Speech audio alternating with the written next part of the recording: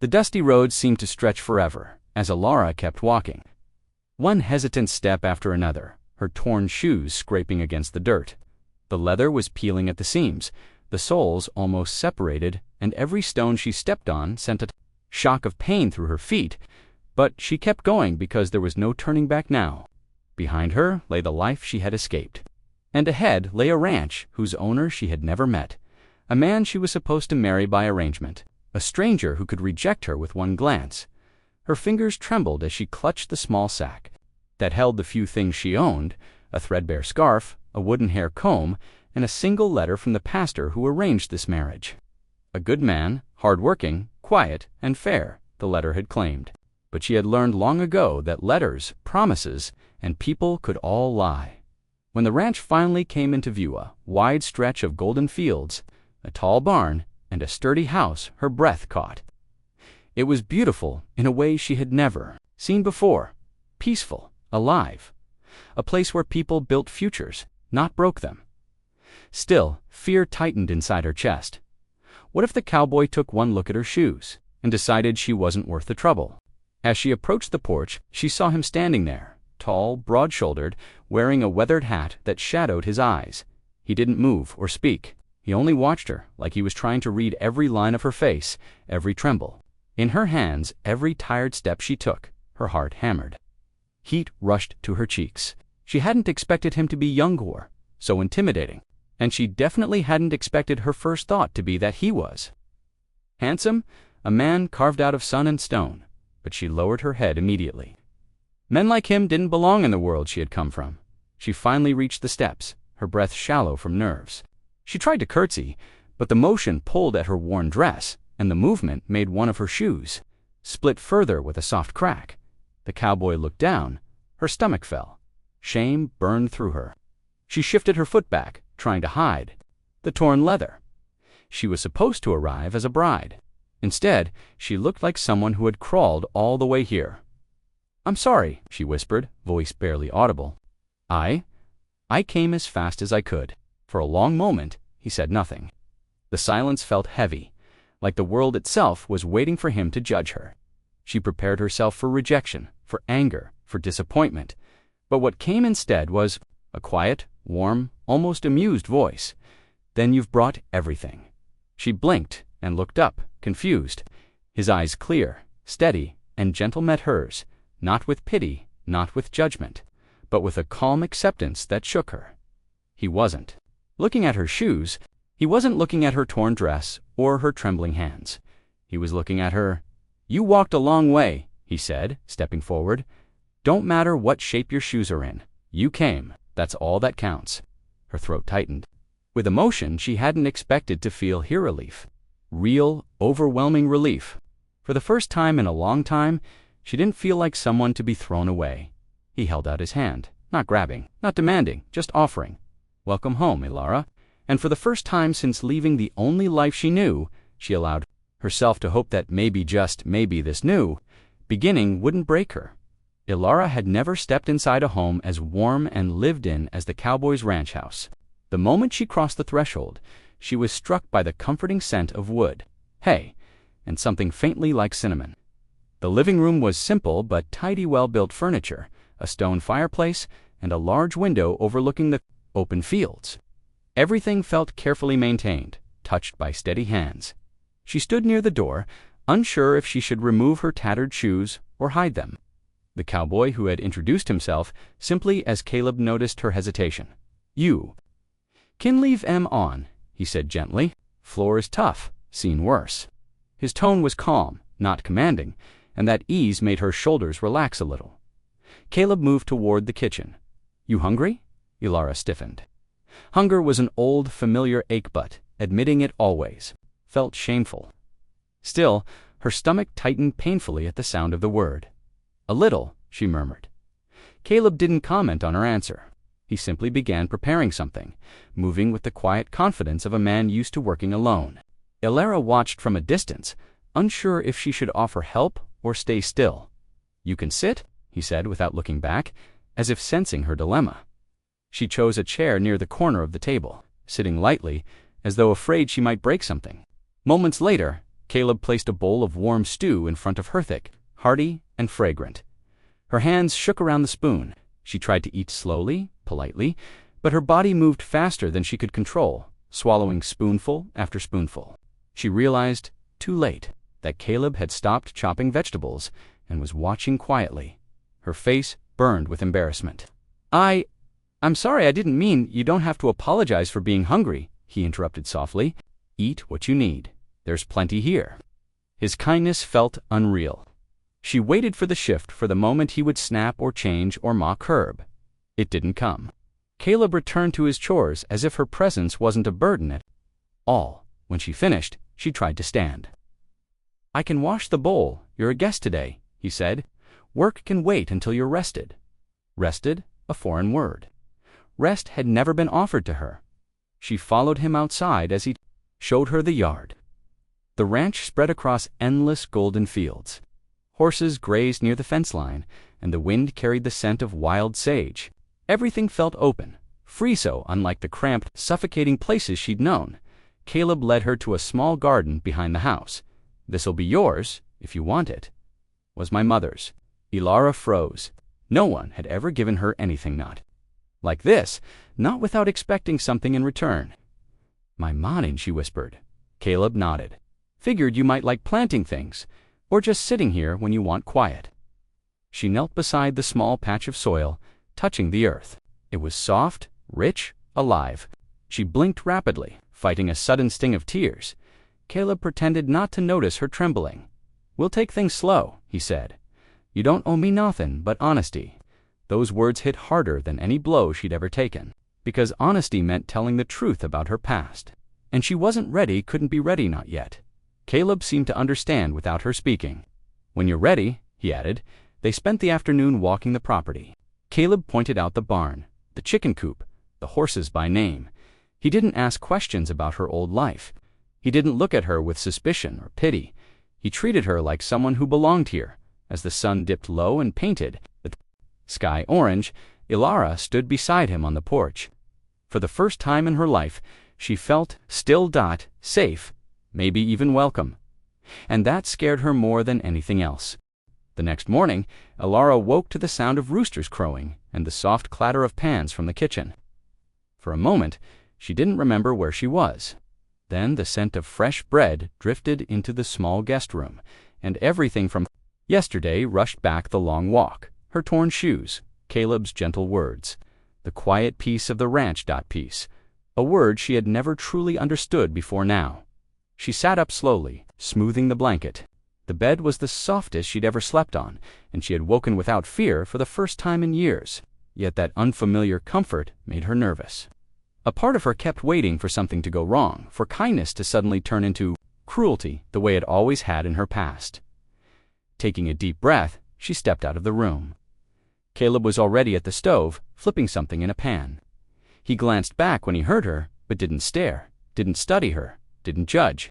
Her appearance? Morning, he said simply. Like her being here was ordinary. She murmured the same greeting and sat down at the table. A plate of eggs and fresh bread soon appeared in front of her. I can help, she said quietly. I should help. Caleb leaned against the counter, arms folded. You will, just not today. First few days, you get used to the place. I don't expect you to jump right into work. She didn't know how to respond to that.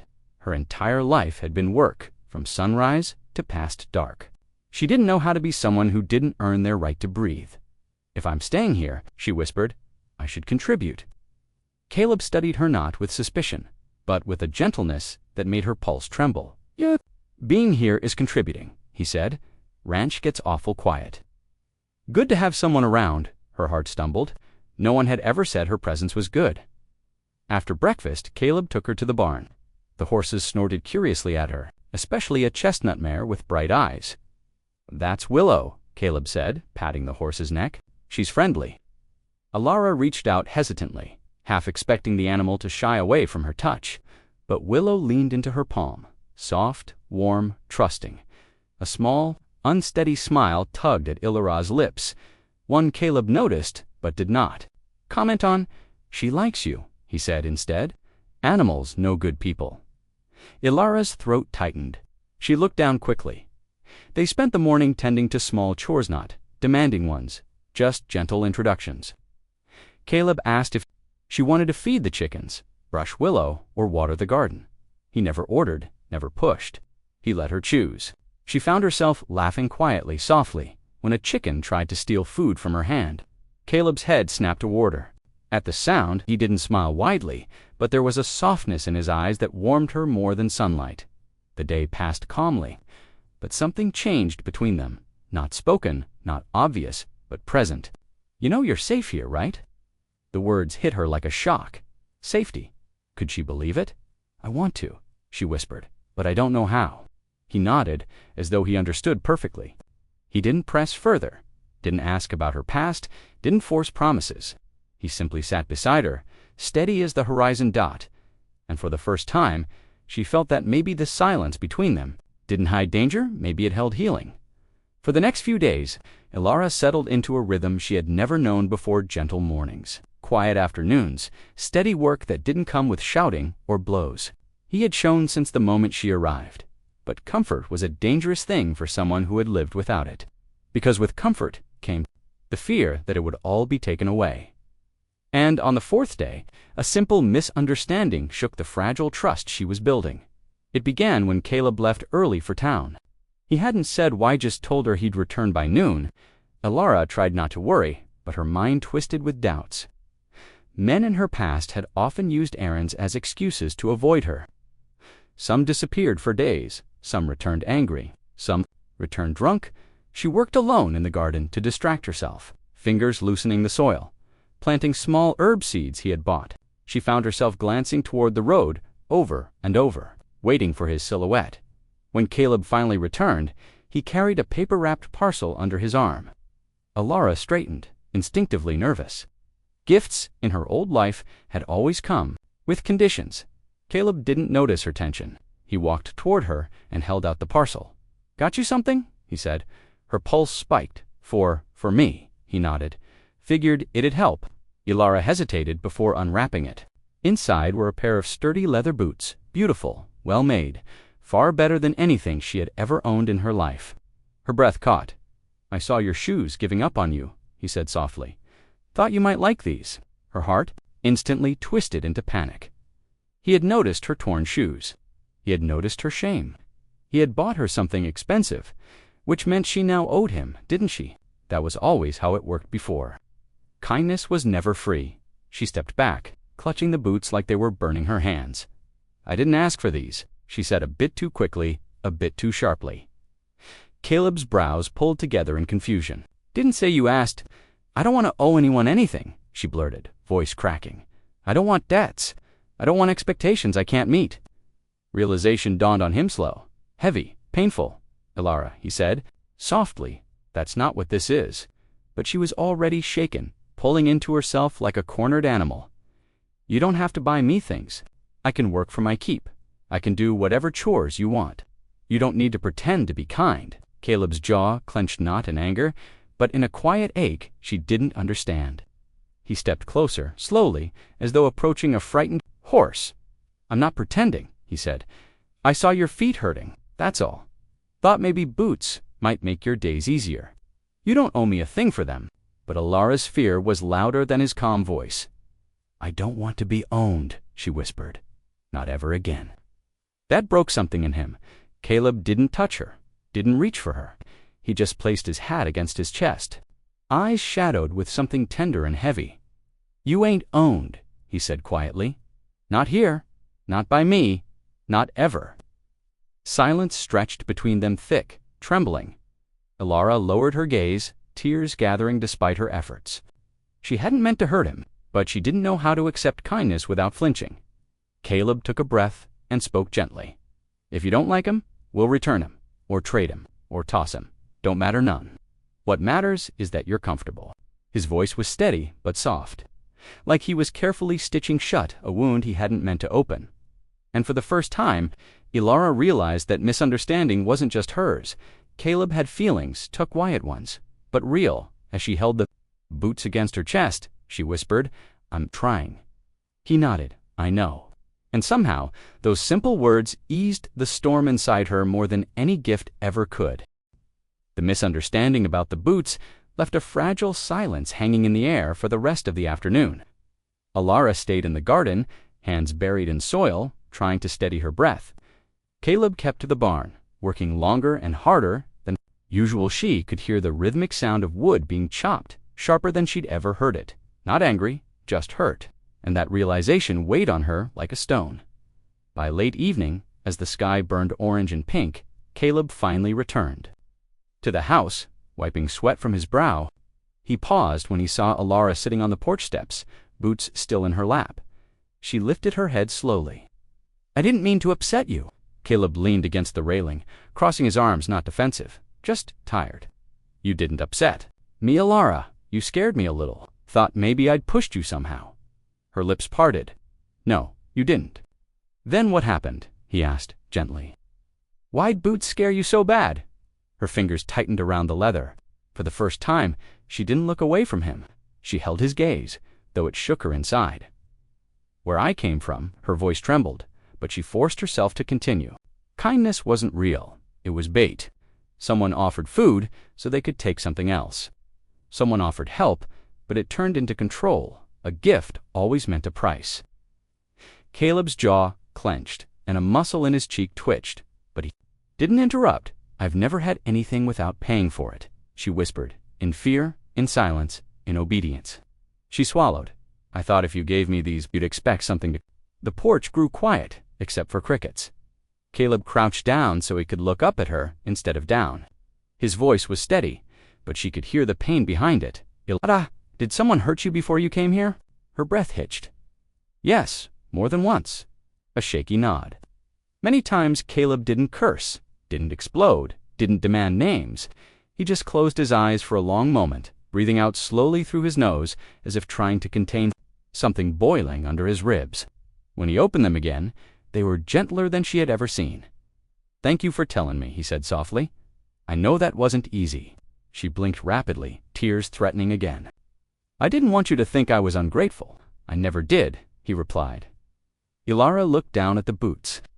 "I'm trying to learn that not everyone wants something in return." "That's good," Caleb said quietly, "and I'll give you the time you need. You ain't here to pay me back for anything. We're partners in this marriage. Don't work any other way. Partners, not owner and owned, not fear and silence." Something equaled the word sank into her like warmth. Caleb sat down beside her on the steps, not too close, giving her space, but near enough that she felt his presence like a steady anchor. "You know," he added, voice low, "you didn't have to tell me your past today. I'd have waited months if you needed. Years even." She stared at him, stunned. "You would wait years? If that's what it takes for you to feel safe," he said, "I ain't in a hurry." Something inside her cracked open, something hard, something that had protected her for too long. Slowly, cautiously, she slipped her feet into the boots. They fit perfectly, warm, soft inside, sturdy outside. They made her stand taller when she rose to her feet. Caleb looked at her with a small, relieved smile. "They suit you." Elara took a shaky breath. "Thank you, Caleb," not because she owed him, but because she meant it, and for the first time, she wondered if healing didn't always come in leaps. Maybe it came in soft steps, one steady new pair of boots at a time. The next few days passed with an ease Elara had never imagined possible. Her new boots softened the ache in her steps. Her mornings began with calm breakfasts, her afternoons with chores that felt more like shared routines than duties. And every evening, she and Caleb ended up on the porch, together, sometimes talking, sometimes sitting in companionable silence beneath the glowing horizon. This one arrived on a day that had started beautifully. Elara had woken early, wanting to surprise Caleb by starting chores before he could. She fed the chickens, gathered eggs, and even tried to sweep the barn walkway. She was humming under her breath something she hadn't done in years, when she noticed Caleb approaching with a puzzled expression. "You're up early," he said, almost amused. "I wanted to help more," she said, brushing dust from her dress. "You've been very patient with me. I thought I should try harder." Caleb frowned, not angry, but concerned. "Elara, you don't have to earn your place here." But old instincts were powerful. She smiled, but it was thin. "I want to be useful." "You already are," he replied quietly. She looked away, unable to accept the softness in his voice. Caleb didn't push. He simply offered her a slice of fresh bread, and they began their day together. But Elara's earlier anxiety lingered beneath her skin like an itch she couldn't quite scratch by afternoon. The sky had shifted. Dark clouds rolled in, edging closer with a deep rumble of thunder. Caleb stepped out of the barn, scanning the horizon. "Storm's comin' fast," he said. "We ought to get the horses inside." Elara followed him, eager to help, but the wind picked up suddenly, sending dust swirling around them. A loud crack of thunder split the air overhead. Elara froze. Her breath hitched. Her hands trembled. Thunder had always meant danger in her. Old life. Her father had raged during storms, and her stepbrothers had mocked her fear. Every boom felt like a shout, every flash like a threat. Caleb noticed instantly. "Elara, you all right?" She tried to answer, but the next thunderclap shook the ground and her composure. She stumbled back, pressing against the barn wall, covering her ears as panic clawed through her. Caleb stepped toward her, slow and careful. Hey, breathe! It's just a storm." She shook her head, voice cracking. I can't." Rain began pouring in sheets. The world blurred, sound and water merging into chaos. Her chest tightened painfully. Her vision dimmed at the edges. Caleb reached her, but he didn't touch her. He lowered himself to her level, keeping his hands where she could see them. "Look at me," he said. "Steady, but tender. You're safe. Nothing here's gonna hurt you." But she couldn't hear him over the thunder and her own racing heartbeat. Tears streamed down her cheeks. Then Caleb did something simple, something grounding. He slid off his leather jacket and draped it softly over her shoulders, creating a small shield from the storm. Not touching her, not crowding her, just offering. "Shelter, Elara," he said again, voice lower, warmer. "Follow my breathing, in and out." "That's it," she tried, slowly, shakily. Her breaths matched his. The storm didn't disappear, but the panic loosened its grip when she finally dared to meet his eyes. She was startled by the worry etched into his features. "You don't ever have to face things alone," he said. "Not storms, not memories, not anything." "I'm sorry," she whispered through tears. "Don't be," he replied. "Fear ain't weakness. It's just something we'll get through together." And as the storm raged on outside, Elara realized something powerful. Caleb wasn't the shelter. He was teaching her how to build one inside herself, and that was the rarest gift of all. The celebration stretched long into the afternoon, and for the first time in years, Ela found herself surrounded by laughter not her own, but laughter that welcomed her into it. The long wooden tables in the ranch yard were decorated with wildflowers the neighbor children gathered. Lanterns hung from low branches swayed gently in the breeze, casting warm golden ripples across the scene. The newlyweds sat side by side, but Cole had positioned his chair a little closer than necessary, as if to reassure her with his Nerns SS.Lo8 slowly, almost shyly, unused to being served, unused to having anyone ask her if she wanted more. People kept coming up to shake Cole's hand and congratulate her. But each time someone addressed her as Mrs. Hawthorne, a strange flutter rose in her chest. A part of her felt unworthy of such a name. Another part felt something else. Entirely something tender, something new after a while.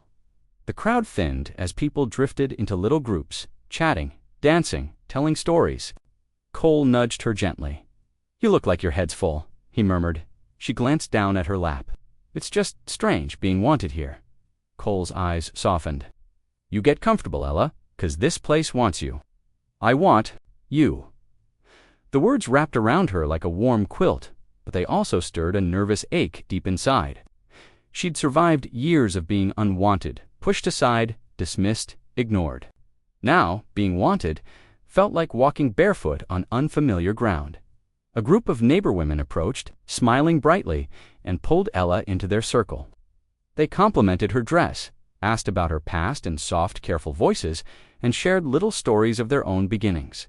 Some were widows, others had arrived on ranches feeling lost just like her. Each woman offered her a piece of comfort without forcing her to reveal more than she wished. Ella felt her throat tighten. She wasn't used to kindness, that didn't. Demand something in return. Cole watched from a few steps away. He didn't interrupt or hover. Instead, he leaned against a fence post, arms crossed, letting her choose her own comfort. She caught his eye once, and he gave her that slow, steady nod, his way of saying, "I'm here, no rush."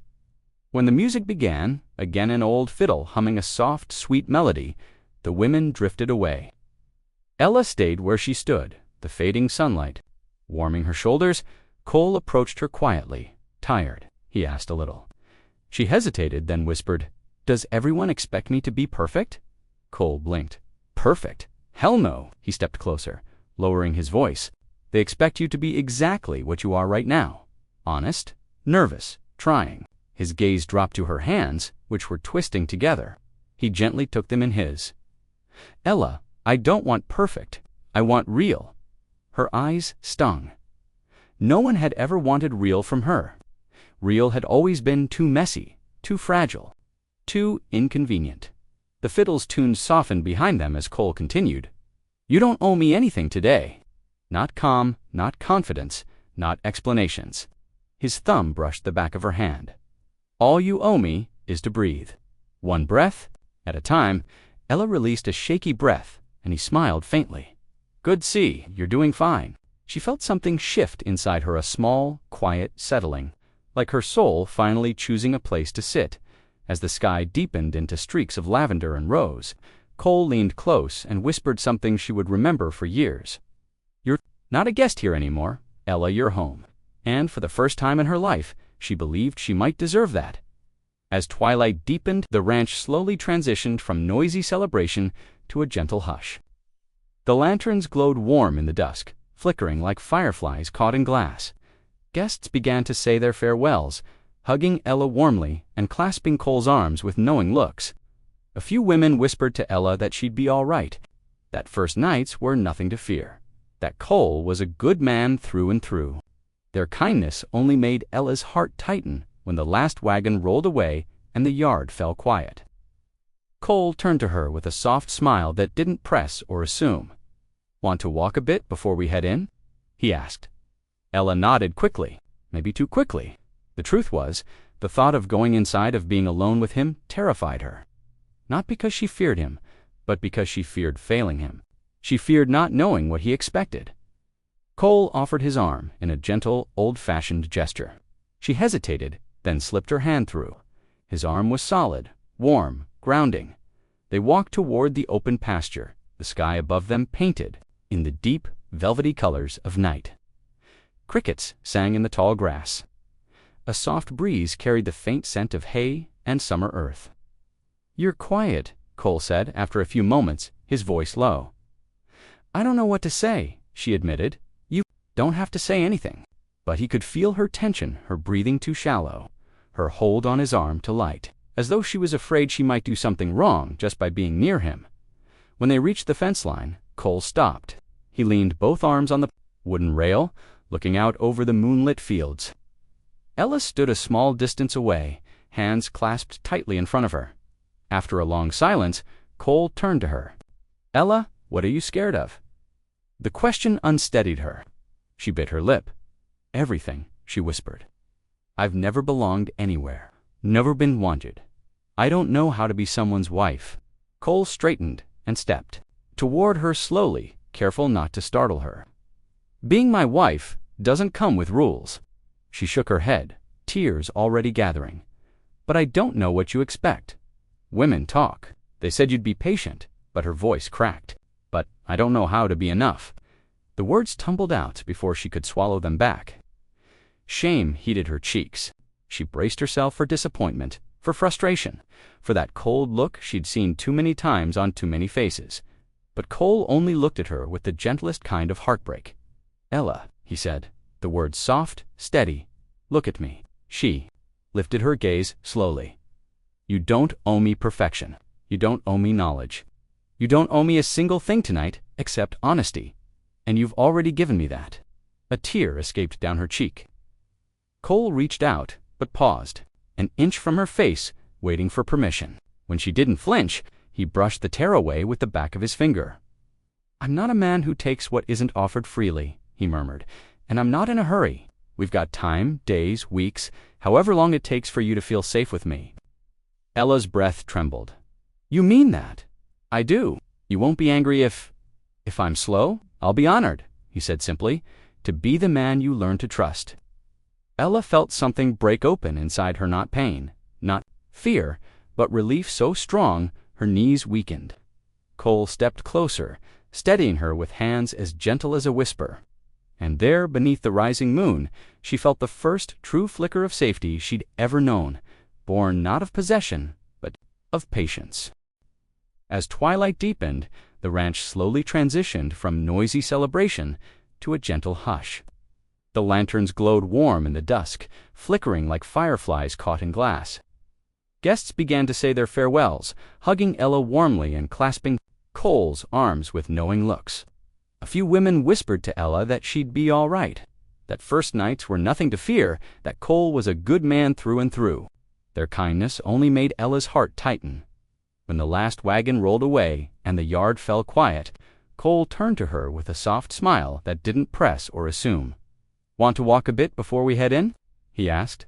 Ella nodded quickly, maybe too quickly. The truth was, the thought of going inside, being alone with him, terrified her. Not because she feared him, but because she feared failing him. She feared not knowing what he expected. Cole offered his arm in a gentle, old-fashioned gesture. She hesitated, then slipped her hand through. His arm was solid, warm, grounding. They walked toward the open pasture, the sky above them painted in the deep, velvety colors of night. Crickets sang in the tall grass. A soft breeze carried the faint scent of hay and summer earth. You're quiet, Cole said after a few moments, his voice low. I don't know what to say, she admitted. You don't have to say anything. But he could feel her tension, her breathing too shallow, her hold on his arm too light, as though she was afraid she might do something wrong just by being near him. When they reached the fence line, Cole stopped. He leaned both arms on the wooden rail, looking out over the moonlit fields. Elara stood a small distance away, hands clasped tightly in front of her. After a long silence, Cole turned to her. Elara, what are you scared of? The question unsteadied her. She bit her lip. Everything, she whispered. I've never belonged anywhere, never been wanted. I don't know how to be someone's wife. Cole straightened and stepped toward her slowly, careful not to startle her. Being my wife doesn't come with rules. She shook her head, tears already gathering. But I don't know what you expect. Women talk. They said you'd be patient, but her voice cracked. But I don't know how to be enough.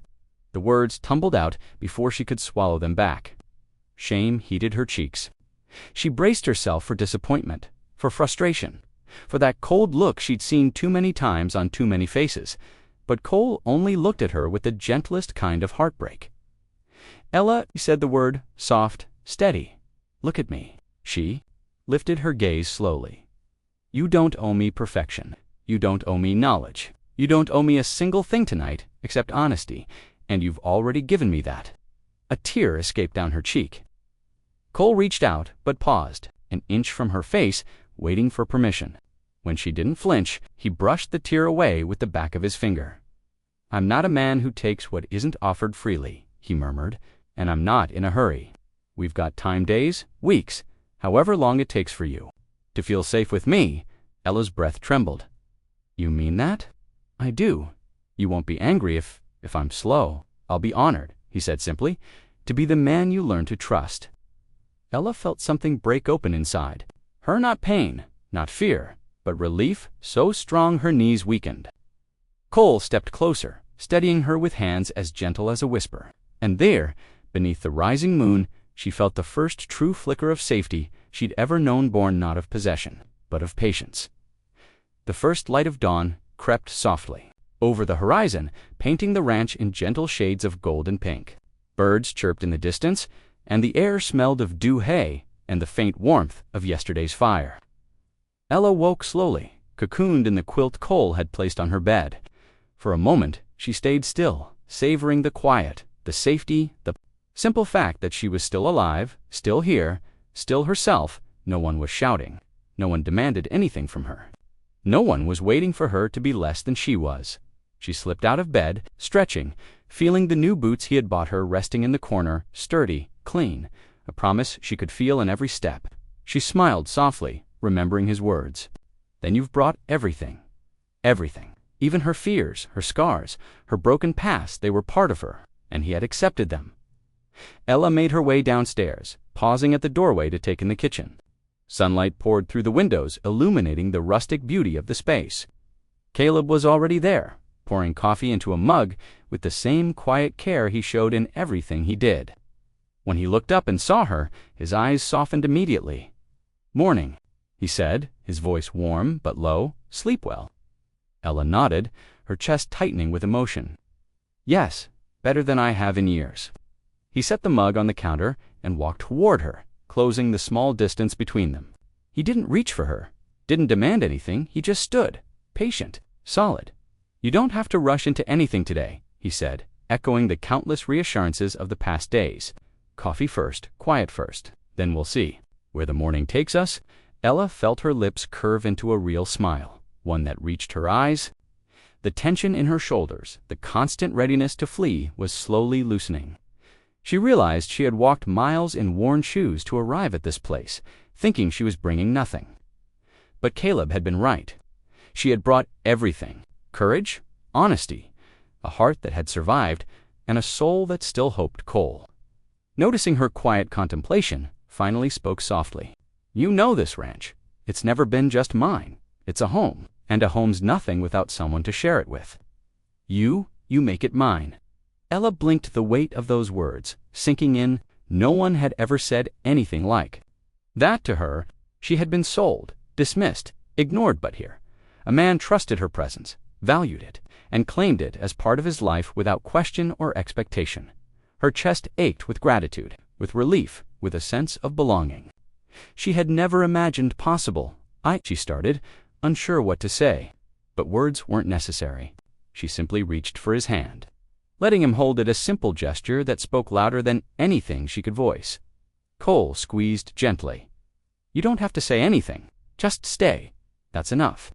And in that moment, as sunlight streamed through the windows, illuminating her boots, her dress, her small brave heart, Ella realized the truth she had been afraid to admit. She was finally home. Not because of a place, not because of comfort alone, but because someone had chosen her, fully, patiently, and without reservation. She had survived the past, endured the shame, carried the pain, and now she could finally breathe. Cole leaned close, voice low and intimate. "We'll take every day slow, Ela, step by step, you and me." And as she looked at him, eyes shining with tears she didn't try to hide, she knew she could trust him and herself to do exactly that. Together, they walked into the morning, hand in hand. The ranch stretched wide before them, sun-kissed and golden, and for the first time the world didn't feel like a threat. It felt like home, and that was everything.